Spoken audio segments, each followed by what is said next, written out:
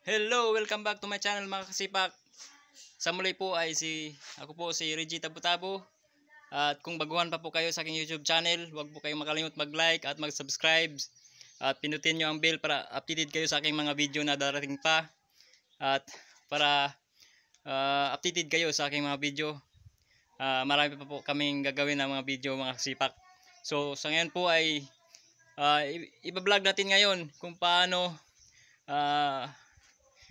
linisin yung laman na loob na upang gagawin natin ng paklay, putahing paklay mga kasipak. So sa muli po mag-umpisa na tayo at let's go.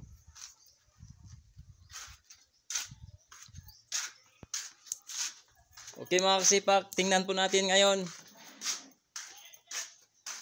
ang aking dalawang kasama na sila po ay naglilinis ng laman loob ng baboy.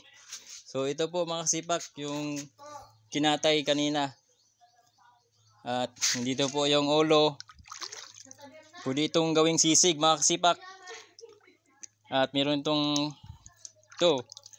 pangpata. So doon tayo mga kasipak sa paglilinis sa lamang loob, dahil gagawa tayo ng paklay mamaya. Bago po yun mga kasipak ay linisin muna natin, tanggalin natin ng dumi ang bituka. So mga kasipak, pag magluto tayo ng paklay ay kasama din doon yung mga bituka, yung baga, saka yung puso, tapos yung ano niya, tungol o yung ang iniistakan ng kinain ng hayop. So ito po si Rocky Boy, si Bunga. Rocky Boy, Tagaliti ini. Taga saan ka? Taga Samarlite. Ay, Samarlite. Pero sa ngayon, saan ka nakatira ngayon? Nasa Sitio Taberna. Barangay Mabuhay. Nasa Samarlite siya ipinanganak, pero ngayon po ay nakatira siya ngayon. Yung permanent address niya ay Sitio Taberna, Mabuhay, San Pascual, Masbate. At ito rin si Nonoy Tidon. Taga Sitio Singkamas, Mabuhay, San Pascual, Masbate rin siya nakatira. Yun po ang kanilang permanent address mga kasipak. So sila po yung nagkatay sa ating baboy. So yun mga kasipak, nilinisan po nila. Bago po natin lutuin ang putahing paklay, linisan muna natin yung lamang loob. Tapos ilagay natin na papakuluan natin ng kahit sandali, mga 10 minutes pakuluan muna natin.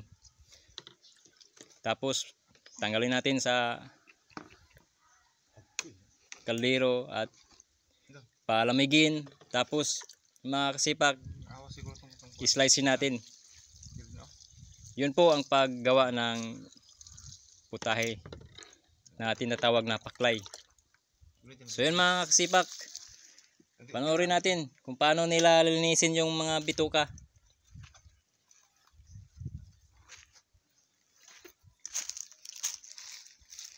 So yun mga kasipak,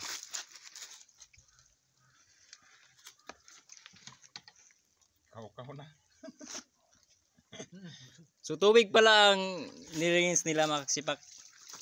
Hindi pala coke ang nililinis ninyo na panghugas, hindi coke. Hindi gin. So yun mga kasipak, pag maraming gin pwede. Pag maraming gin pwede. Maubos din to. Pero sayang naman lang kung gin ang nililinis natin diyan. Hindi tayo malalasing diyan.